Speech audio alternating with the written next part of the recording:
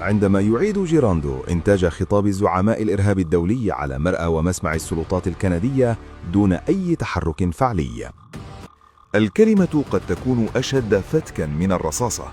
التاريخ الحديث أثبت لنا أن كل خراب دموي سبقه خطاب تخريبي. تنظيم القاعدة، داعش، إرهابيون مثل أسامة بن لادن، أيمن الظواهر وأبي بكر البغدادي وأبي مصعب الزرقاوي، أخطر أسلحتهم في البداية لم تكن البنادق بل المنصة.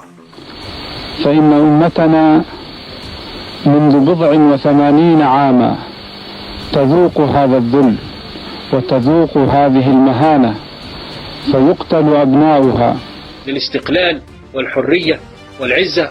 وأقول لكل حريص من الظلم الاجتماعي والفساد المالي ودولة الفساد التي لا زالت تمارس فسادها وإفسادها أمنيا وماليا وسياسيا وإعلاميا وتعليميا، أقول لكل هؤلاء إن المعركة لم تنتهي، ولكنها قد بدأت أن يشنوا حملة شعبية تحريضية دعوية لكي يكملوا. فوالله ليس لهم عندنا إلا السيف البتار. لقد برعوا في هندسة التحريض، التعبئة العاطفية المسمومة، شيطنة المؤسسات، والدعوة الصريحة للتمرد وسفك الدماء.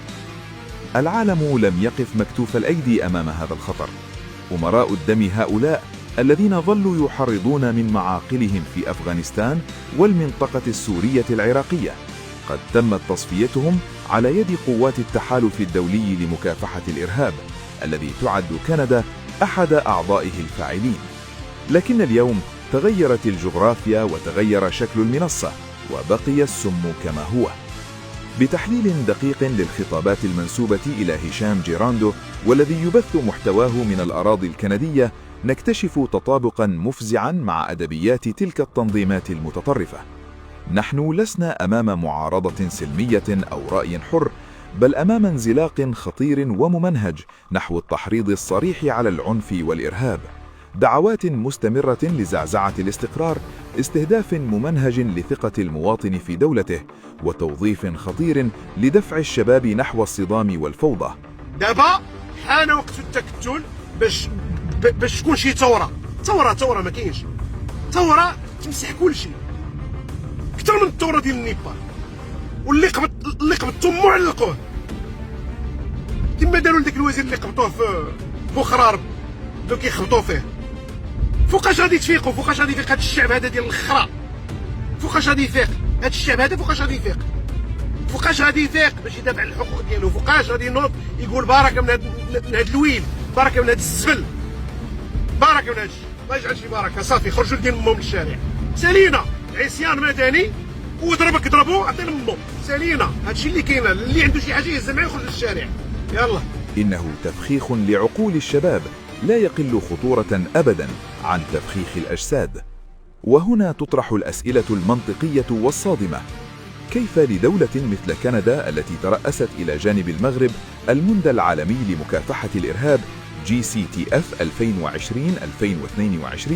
أن تتساهل بشكل غير مسبوق تجاه الدعوات المباشرة إلى العنف ضد المغرب، وهو ما يتعارض مع توصيات هذا المنتدى ومع أبجديات مكافحة الدعوات إلى الكراهية والإرهاب؟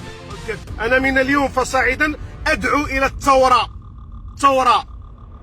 ضرائب ما تخلصوهمش، جاتكم شي ورقة الموضوع ما تخلصش والديها، مخالفة ما تخلصش والديها، سالينا عصيان مدني. يجب التكتل، نتكتلوا كاملين. المغرب خصو النظام يطيح، يسقط النظام الملكي. النظام الملكي خصو يسقط، ما بقاش شي حل واحد آخر.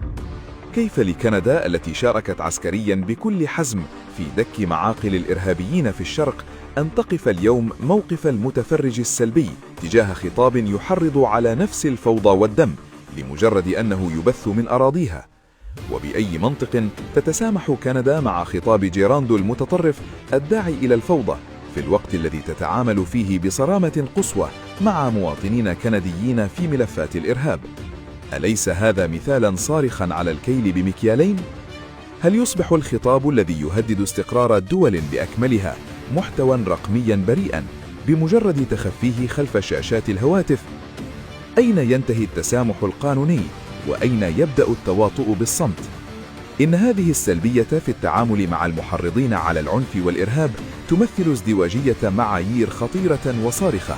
التغاضي عن هذا التحريض الرقمي ليس حماية للديمقراطية، بل هو شرعنة ناعمة للإرهاب واشتراك في الجريمة. السكوت حاليا عن الإرهاب الرقمي هو تمهيد لفاجعة الغد، ولكم واسع النظر.